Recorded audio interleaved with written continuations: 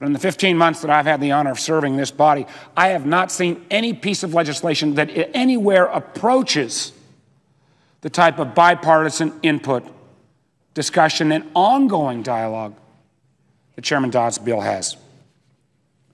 Literally, in the 15 months that I've had the honor of serving on the Banking Committee, we held dozens, if not hundreds, of hearings on the objectives of this legislation. Objectives, again, that I think colleagues on both sides of the aisle agree upon. Making sure there's never again taxpayer bailouts for mistakes made by too large of financial institutions. Making sure that we've got more transparency and, as the chairman said, a return of a sense of fairness to our whole financial product system. And third, that ultimately the American people, the consumers of this nation, will make sure that there's somebody watching out for the financial products that sometimes they've been purchasing without appropriate knowledge or appropriate recourse when these products explode in their face. The products that we developed that are critical parts of this legislation are bipartisan in nature, bipartisan in ideas, and find that common ground that has been so absent from so many of our previous debates we've had over the last 15 months. And while there may be parts of this bill that can still be tightened up and tweaked here and there, Senator Corker and I may say there are few improvements, but the overarching goal of making sure that the taxpayers never would be again on the hook, I believe we've taken giant steps forward. Now, I think most all of our colleagues want reform. Colleagues on both sides of the aisle want to get it right. But I believe there are two real dangers as we go down this reform path. One is to resort to soundbite solutions that at first blush sound like an easy way to solve the problem, but in actuality may not get to the solution that we need. The other challenge that we have to be aware of is the converse. And because the knowledge level and the complexity of these discussions are so challenging, what we also have to fight against in this body is the more easy process to default to the status quo.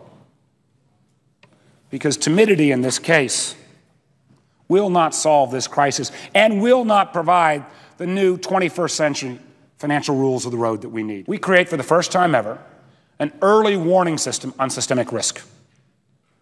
If there was one thing that's come clear from all the hearings that have been held, not just at the Banking Committee, but under Senator Levin's Investigations Committee, under Chairman Lincoln's Agriculture Committee, is that there was very little combination and sharing of information between the regulatory silos. As I said, the chairman's bill creates a 9-member Financial Oversight Council, chaired by the Treasury Secretary, and made up of the federal financial regulators. This group will bear the responsibility, both good and bad if they mess up, of spotting systemic risk and putting speed bumps in place to prevent, because we can never prevent another future crisis, but to do all we can to slow and minimize the chances of those crises. The most important part of the Systemic Risk Council is it will actually share information. So no longer will we have one regulator who's looking at the holding company, another regulator looking at the depository institution, and a third looking at the securities concerns and not sharing that data. But what we're also bringing to the table are 3 brand new tools that I think, if executed and implemented correctly, will, again, provide tremendous value in preventing that next financial crisis.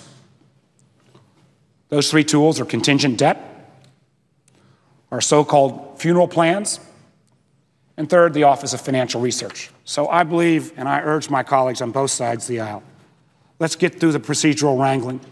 Let's find that common ground that I think we're 90% of the way there. Let's pass a bill that gets 60, 70, 80 members of this United States Senate and set financial rules of the road that will last not just for the next congressional session, but for decades to come. Mr. President, I yield the floor.